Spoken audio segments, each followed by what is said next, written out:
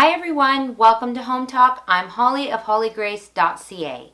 Today I'm going to be showing you how I used old ceiling tin tiles to make gorgeous Christmas trees for my winter decor. Let's jump right into the project.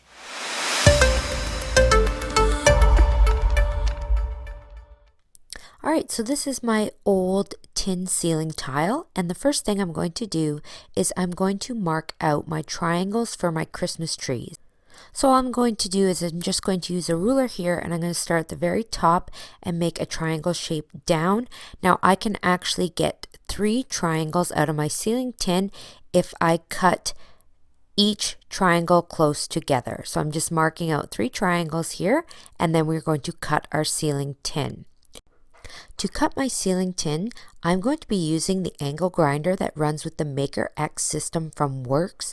This is a 20 volt angle grinder that runs off a hub and battery system. So I have the hub here, and all I have to do is attach my battery to it.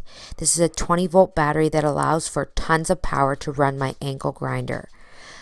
So all I have to do is hook up my angle grinder to the hub. I'm going to be using a metal and wood cutting blade here that comes with my angle grinder. So I connect it to the Maker X hub, I power it on, and then I can control the power and the speed using this dial. This angle grinder can operate up to 24,000 RPMs and really helps me to cut seamlessly right through this ceiling tin. This is a super easy to use tool and great for crafters of all skill levels. You don't have to be afraid to use this angle grinder. It's compact and perfect for projects like this. We can also use this to cut out complex shapes and to do contours. It's perfect for this project and allows me to cut right through this ceiling tin with ease and make a perfect triangle shape. So with my triangle shapes all cut out, I am going to take one here and start with that, and I am just going to measure the length of the bottom of the triangle. And then using a miter saw, I am going to turn my miter to 15 degrees, and then I am going to cut a piece of wood the length of the bottom of my triangle, and I'm going to do a miter cut on each end. I'm going to mark a second piece of wood and do another cut, making sure that these pieces of wood are the exact same size. And this is just flat, tiny trim that I picked up at my local hardware store. This trim I'm going to use at the bottom of my triangle to reinforce my tin and make it a little bit stronger. Before I attach my wood, I am going to give it a coat of Vintage Effect Wash from Decor. This is a paint-like stain that you just brush on and then you wipe it clean and it dries instantly. So I just went with the shade brown for this.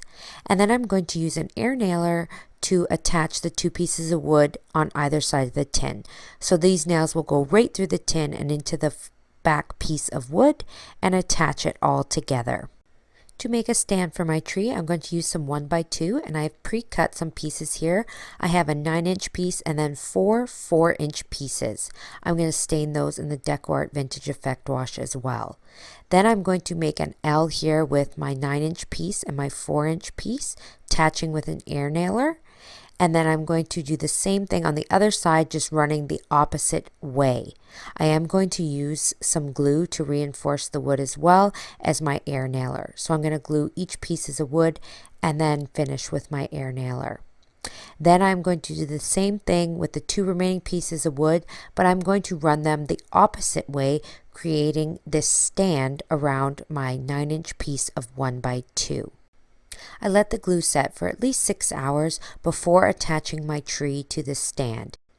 To attach my tree to my stand, I just nail in the wood stand to the back of my tree using an air nailer.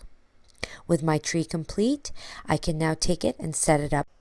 After placing these in my home, I did decide they needed a little something extra, so I added these wood embellishment snowflakes and I just hot glued them on just to bring this whole DIY together. I love how perfect these trees are for winter decor because they're not those traditional Christmas colors. So if you're not quite ready to decorate for Christmas just yet, these trees are perfect because they just scream that nice winter touch. They add that perfect industrial look to my home and my decor, and I'm so happy with how they turned out. I hope that you guys enjoyed this project just as much as I did. Thank you so much for watching Home Talk, and we'll see you next time.